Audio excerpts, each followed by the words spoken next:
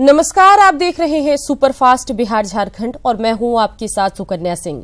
सबसे पहले अहम खबर आपको बता दें, जहां राजधानी पटना में बेखौफ अपराधियों ने एक बार फिर से कहर बरपाया। बाइक सवार अपराधियों ने पटना के बड़े कारोबारी पुरुषोत्तम कुमार की गोली मारकर हत्या कर दी। हत्या करने के बाद अपराधी रुपए से भरा बैग लूटकर फरार हो गए। डाक बंगला चौराहे पर स्थित पाल के खोम के मालिक पुरुषोत्तम गुप्ता अपनी बाइक से घर लौट रहे थे। जैसे ही फ्रेजर रोड स्थित यूथ हॉस्टल के नजदीक पहुंचे, बाइक पर सवार 3 अपराधियों ने ओवरटेक कर उनकी बाइक को रोक लिया। जबरन बैग छीनने लगे। विरोध करने पर अपराधियों ने उनके सीने में गोली दाग दी। उसके बाद बैग लेकर फरार हो गए। पुरुषोत्तम को तुरंत इलाज के लिए पीएमसीएच ले जाया गया, जहां डॉक्टरों ने उन्हें मृत घोषित कर दिया। मौके से पुलिस को 2 खोखे मिले हैं। अपराधियों की धरपकड़ के लिए सीसीटीवी फुटेज की मदद ली जा रही है। इस घटना से राजधानी पुलिस की मुस्तैदी पर एक बार फिर सवाल खड़े हो गए हैं।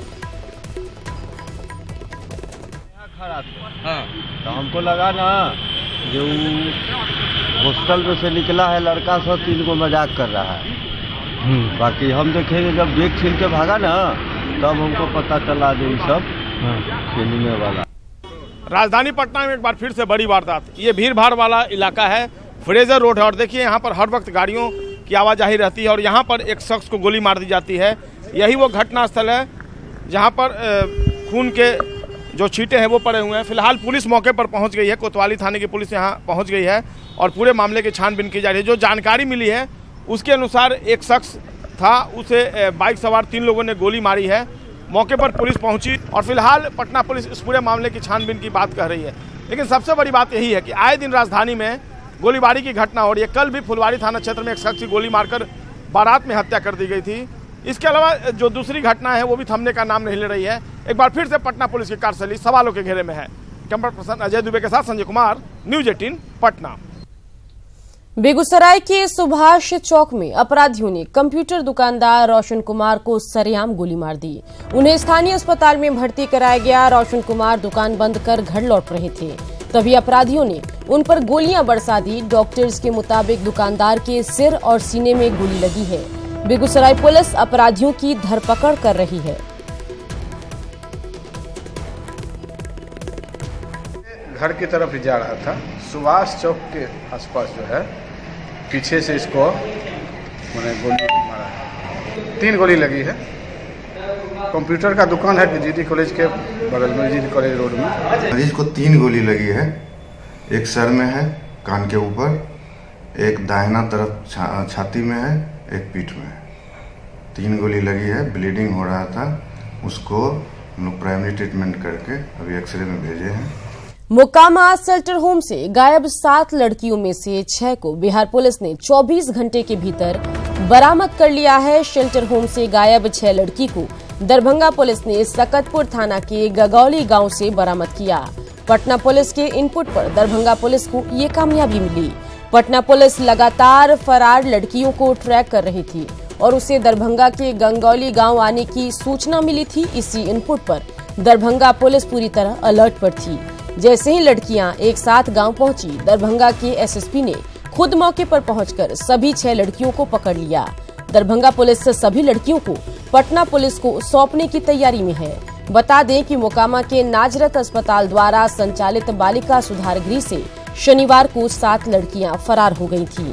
फरार होने वाली 7 लड़कियों में से 5 लड़कियां मुजफ्फरपुर कांड की पीड़ित हैं। जानकारी के मुताबिक सभी लड़कियां पिछले 4-5 महीने से उसी शेल्टर होम में रह रही थीं। शनिवार सुबह 3 बजे सभी ने मिलकर शेल्टर होम का ग्रिल काटा और आसानी से फरार हो गई।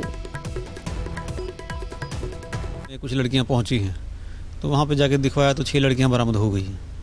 तो सर कैसे ये लोग वहाँ से निकल के यहाँ आई थी? ये डिटेल में जानकारी तो हम लोग अभी नहीं ले पाए हैं। मिसगाइड हुई या फिर अपने आप वहाँ से आई है कि कुछ तो पता चला? नहीं, हम लोग ये पूछताछ नहीं कर पाए हैं। हम लोगों को सूचना मिली, हम लोगों ने बरामदगी की है और पटना पुलिस को खबर कर दिया है।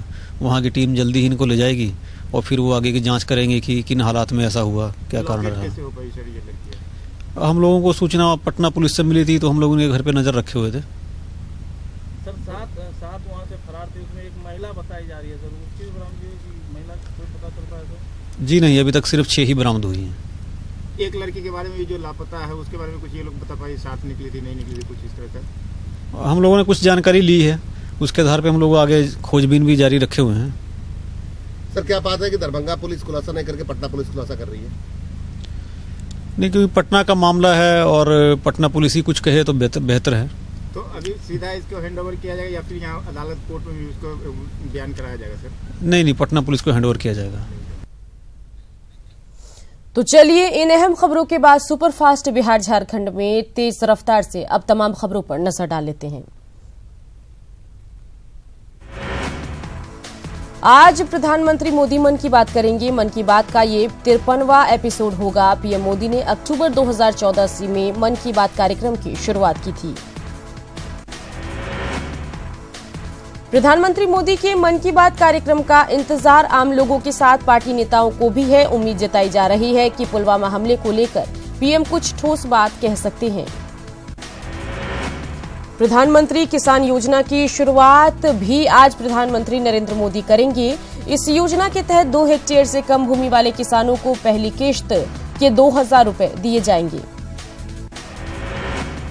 किसानों को दी जाने वाली राशि बैंकों के जरिए उनके खातों में पहुंचाई जाएगी। पीएम मोदी उत्तर प्रदेश के गोरखपुर से किसानों के खातों में राशि ट्रांसफर कर इस योजना की शुरुआत करेंगे। इस मौके पर पीएम किसानों के साथ मन की बात भी करेंगे। गोरखपुर में प्रधानमंत्री नरेंद्र मोदी आज किसान निधि सम्मान योजना का शुभारंभ करेंगे। इसी दौरान केंद्रीय राज्य मंत्री सुदर्शन भगत लोहरदगा और केंद्रीय राज्य मंत्री जयंत सिन्हा हजारीबाग से इस योजना का शुभारंभ करेंगे। प्रधानमंत्री किसान सम्मान योजना के तहत धनबाद में 4 लाख से अधिक किसानों को पैसा दिया जाएगा। डीबीटी के जरिए किसानों के खाते में 2000 रुपए भेजी जाएगी। 2 हेक्टेयर से कम जोत वाले किसानों को साल में 6000 रुपए मिलेंगे। संकल्प रैली को लेकर बीजेपी का प्रचार रथ पटना से रवाना किया गया। रथ में प्रधानमंत्री और अमित शाह के साथ ही नीतीश कुमार और रामविलास पासवान की तस्वीरें लगी है। बीजेपी के रथ में लगे एलईडी टीवी के जरिए आम लोगों को केंद्र और राज्य सरकार की योजनाओं की जानकारी दी जाएगी। पटना के गांधी मैदान में 3 मार्च को एनडीए की होने वाली रैली में सारे रिकॉर्ड टूट जाएंगे। ये दावा है कि उप मुख्यमंत्री सुशील मोदी का नवादा दौरे के दौरान उन्होंने कहा कि रैली को लेकर बीजेपी, जेडीयू और एलजेपी नेता जोरों शोर से तैयारियों में जुटे हैं। पटना में 3 मार्च को होने वाली एनडीए की रैली को लेकर सिंहेश्वर के मवेशी हाट में जेडीयू ने प्रमंडलीय स्तरीय सम्मेलन का आयोजन किया, जिसका उद्घाटन बिहार सरकार के ऊर्जा मंत्री विजेंद्र यादव ने किया। महागठबंधन में सीट शेयरिंग को लेकर मचे घमासान के बीच जीतन राम मांझी ने लालू यादव से मुलाकात की। रांची में दोनों की मुलाकात के बाद अंदर खाने से जो खबर आ रही है उसके मुताबिक नाराज मांझी को कुछ समय के लिए लालू ने मना लिया है। लोकसभा चुनाव में जीतन मांझी गया, जहानाबाद, गोपालगंज और मुंगेर सीट पर दावेदारी जता रहे हैं, लेकिन लालू प्रसाद ने मांझी को आश्वासन दिया है कि उन्हें उपेंद्र कुशवाहा से कम नहीं आंका जाएगा। बीजेपी के राष्ट्रीय महामंत्री भूपेंद्र यादव ने कहा है कि पाकिस्तान के खिलाफ भारत सरकार कार्रवाई कर रही है। देश की जनभावना के अनुरूप सरकार रणनीति बना रही है। पूर्वी चंपारण के राजपुर पहुंचे बीजेपी नेता डॉक्टर सीपी ठाकुर ने कहा कि सैनिकों की शहादत से पूरा देश मर्माहत है। पाकिस्तान के खिलाफ सोच समझकर रणनीति तैयार की जा रही है। भभुआ में लोकतांत्रिक जनता दल की ओर से शहीदों की याद में श्रद्धांजलि सभा का आयोजन किया गया, जिसमें बिहार विधानसभा के पूर्व अध्यक्ष उदय नारायण चौधरी ने शहीदों को नमन किया। जेवीएम के 6 विधायकों के मामले में आए फैसले के बाद स्पीकर और बीजेपी दोनों बाबूलाल के निशाने पर हैं। बाबूलाल ने कहा कि स्पीकर ने संविधान की 10वीं अनुसूची का गला घोटा है। बाबूलाल मरांडी ने दोहराया कि वो इस मामले को जनता की अदालत और हाईकोर्ट दोनों जगह ले जाएंगे, जहां पूरे मामले में दूध का दूध और पानी का पानी हो जाएगा। झारखंड के अलग अलग दल के नेता, कार्यकर्ता और सामाजिक संगठन से जुड़े सैकड़ों लोगों ने कांग्रेस की सदस्यता ग्रहण की। प्रदेश अध्यक्ष डॉक्टर अजय कुमार, पूर्व मंत्री सुबोध कांत सहाय सहित कई नेताओं ने स्वागत किया। देवघर में वीर कुंवर सिंह की प्रतिमा पर हेमंत सोरेन के माल्यार्पण के बाद बीजेपी कार्यकर्ता और क्षत्रिय विकास मंच की ओर से प्रतिमा के शुद्धिकरण का मुद्दा अब तूल पकड़ने लगा है। जेएमएम ने ऐसे लोगों के खिलाफ केस दर्ज कराने का फैसला लिया। मोतिहारी जाते समय बीजेपी नेता डॉक्टर सीपी ठाकुर के एस्कॉर्ट में शामिल गाड़ी दुर्घटनाग्रस्त हो गई, जिसमें एक दरोगा रतन ठाकुर की मौत हो गई, जबकि 3 पुलिसकर्मी जख्मी हो गए हैं, जिसमें की एक की हालत गंभीर है। मोकामा शेल्टर होम से फरार 6 लड़कियां पकड़ ली गई हैं। पुलिस ने फरार 7 लड़कियों में से 6 को दरभंगा से बरामद किया। गौरतलब है कि नजारत शेल्टर होम से 7 लड़कियां फरार हुई थीं। फरार लड़कियों में मुजफ्फरपुर कांड की गवाह भी शामिल थी। हालांकि 24 घंटे के भीतर पुलिस ने सभी लड़कियों को पकड़ लिया। अपराधियों ने पटना पुलिस को चुनौती देते हुए पौष इलाके फ्रेजर रोड में एक शख्स को गोली मार दी, जिसकी मौत हो गई है। पुलिस ने मौके से 2 कारतूस बरामद किया। बेगूसराय के सुभाष चौक में अपराधियों ने कंप्यूटर दुकानदार रोशन कुमार को सरेआम गोली मार दी। उन्हें स्थानीय अस्पताल में भर्ती कराया गया। रोशन कुमार दुकान बंद कर घर लौट रहे थे, तभी अपराधियों ने उन पर गोलियां बरसा दी। गोपालगंज में रोड रेज में ट्रैक्टर ड्राइवर को जिंदा जला दिया गया। बताया जा रहा है कि साइड लेने के दौरान ट्रैक्टर से फॉर्च्यूनर कार में ठोकर लग गई। गाड़ी में स्क्रैच लगने से नाराज उस पर सवार युवकों ने पहले तो ट्रैक्टर चालक की बेरहमी से पिटाई की और फिर उसे गाड़ी की ही सीट में बांधकर जिंदा जला दिया। पटना के नौबतपुर में जमीन बंटवारे के विवाद में एक शख्स ने अपने छोटे भाई की पत्नी की पीट कर हत्या कर दी। हत्या के बाद मानसिक रूप से विक्षिप्त आरोपी फरार हो गया। बिहार के डीजीपी गुप्तेश्वर पांडे ने बेहतर पुलिसिंग को लेकर वीडियो कॉन्फ्रेंसिंग की, जिसमें डीजी टीम के सदस्यों के साथ साथ सभी आईजी और डीआईजी मौजूद रहे। आने वाले चुनाव और होली को लेकर अधिकारियों को कई दिशा निर्देश दिए गए। पटना के आईजीआईएमएस में मेडिकल छात्रा की खुदकुशी से सनसनी फैल गई। बताया जा रहा है कि छात्रा ने सल्फास खा लिया था। आनन फानन में उसे हॉस्पिटल में भर्ती कराया गया, जहां उसकी मौत हो गई। मृत छात्रा मूल रूप से उत्तर प्रदेश की रहने वाली थी। बक्सर पुलिस ने व्यवसायियों से रंगदारी मांगने वाले गिरोह के 4 अपराधियों को गिरफ्तार किया। पुलिस ने इनके पास से 4 पिस्टल और 10 जिंदा कारतूस बरामद किया।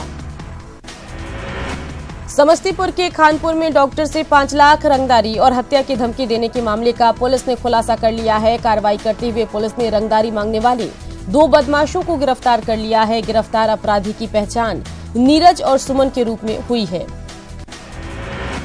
सिमडेगा पुलिस ने आपराधिक गिरोह के 5 सदस्यों को गिरफ्तार किया है। अपराधियों के पास से हथियार भी बरामद किया है। मोतिहारी में स्कूल के लैब में केमिकल ब्लास्ट होने से 6 छात्र जख्मी हो गए, जिनमें 4 की हालत गंभीर है। घटना विद्यापति पब्लिक स्कूल की है। दरअसल 9वीं क्लास के छात्र प्रयोगशाला में थे, तभी एक बोतल में रखा केमिकल ब्लास्ट कर गया। छात्रों को पहले ढाका रेफरल अस्पताल और फिर मोतिहारी के निजी अस्पताल में भेजा गया, जहां से उन्हें पटना के आईजीआईएमएस रेफर किया गया।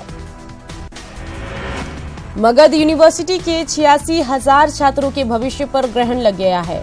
हाईकोर्ट के आदेश पर विश्वविद्यालय ने असंबद्ध किए गए 28 कॉलेजों के छात्रों को इम्तिहान में तो शामिल कर लिया, लेकिन रिजल्ट पर रोक लगा दी है।